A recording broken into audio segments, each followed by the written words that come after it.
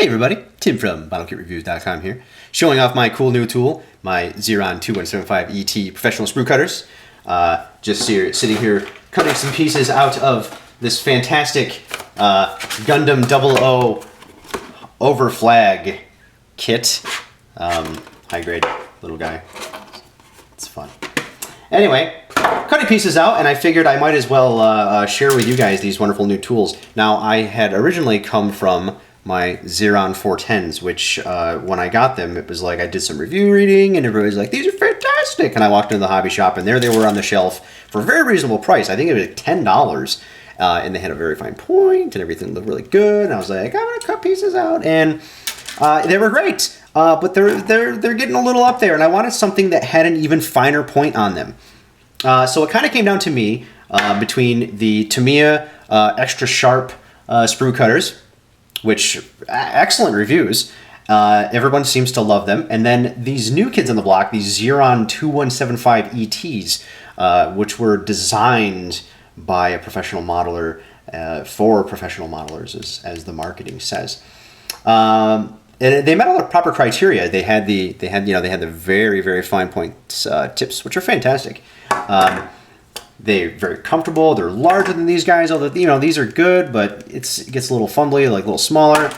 These good size, feel better in the hand. Very, very large spring action, which is something you get, so it's a little more comfortable when you want to sit there and cut with them with these guys, because you gotta kind of pinch it a little further. Because that's how people cut model kits off of sprues, right? You just sit there and go over and over again. The other thing this had, though, is I do like about Xurons is they don't have the compression cut that something like a Tamiya does, where it's the two blades that actually meet completely together, and that's how they achieve their flush cut. Is it just pinches the plastic with very sharp blades and cuts it. And how do you know when you have to replace those is when it starts pinching plastic instead of cutting through it. Now, when you've got something like Xuron has their shearing technology where the blades actually slightly overlap. I don't know if you can see it, but they slightly overlap when you squeeze them together. So they don't come together completely flush, but that's part of the appeal of it. And the 410s had that, but they had a lot of kind of slop in them. You still got a pretty flush cut, but it wasn't, I knew they could do better.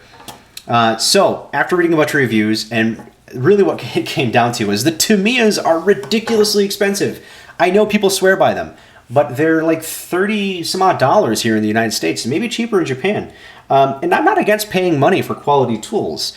I'm really not. But in this case, Xuron was a known quantity to me, and I figured that I would give them a shot, give them the benefit of the doubt, and see what they could do with their answer to the Tamiya extra fine or extra sharp sprue cutters.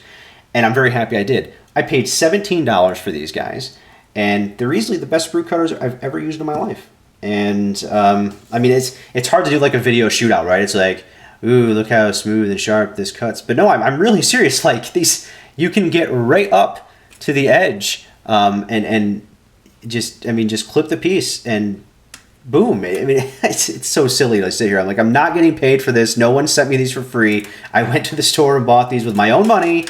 But I was just so amazed by the quality of the results. I mean, that's just a straight, holding the blade up to the edge, flush cut on this guy. That's crazy.